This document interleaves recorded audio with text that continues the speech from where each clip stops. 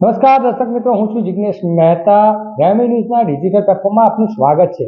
એક નજર મુખ્ય સમાચાર. સુગર ફેક્ટરી અને ખેડૂતો વચ્ચે રોપણીને લઈ વિવાદ મામલો. પહેલી વખત ખેડૂતોમાં હિતમાં નિર્ણય.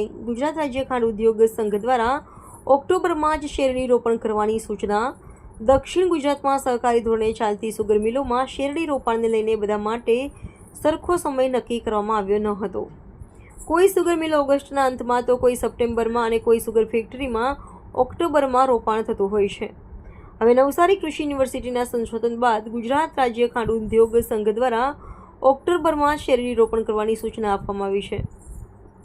ખાંડ ઉદ્યોગ સંઘ દ્વારા પહેલી વખત ખેડૂતોના હિતમાં નિર્ણય લેવામાં આવ્યો. ખેડૂતોમાં ખુશીની લહેર.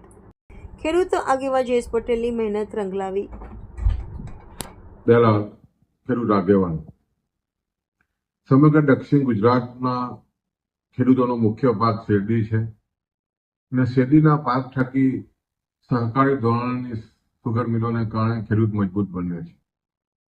પણ છેલ્લા 10 વર્ષથી જે રીતે વાવેતરની પેટર્ન સપ્ટેમ્બરમાં રોપવાને કારણે સ્વાભાવિક છે કે ઉનાળાના ચાસ પાડી દેવાના અને એની પર જે રીતે દવાઓનો છંટકાવ એને કારણે ખાસ કરીને નિદામણનાશક દવાના વપરાશને કારણે જમીન નિર્જીવ બની હતી. ખેડૂતોની ખૂબ જ મોટી લાગણી હતી કે વાવેતર ઓક્ટોબર મહિનામાં કરવામાં આવે. એના અનુસંધાનમાં ખાંડ ઉદ્યોગ સંઘની મિટિંગમાં આવનારા દિવસોમાં જે રોપાણ છે ઓક્ટોબરમાં કરવાની નક્કી કરવામાં આવ્યું છે. ખૂબ જ ધન્યવાદને પાત્ર છે.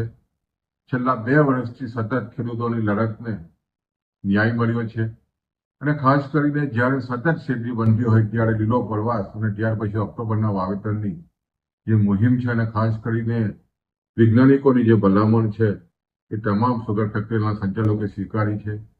એને અમે અભિનંદન આપીએ છીએ અને આવનારા દિવસોમાં જે શેરડીનું ઉત્પાદન ઘટી રહ્યું છે એને ફરી પાછું વૈજ્ઞાનિક ધોરણ અને ખાસ કરીને પ્રાકૃતિક ખેતી સાથે જોડીને આ ઉત્પાદન વધારીએ એવી લાગણી વ્યક્ત કરું છું.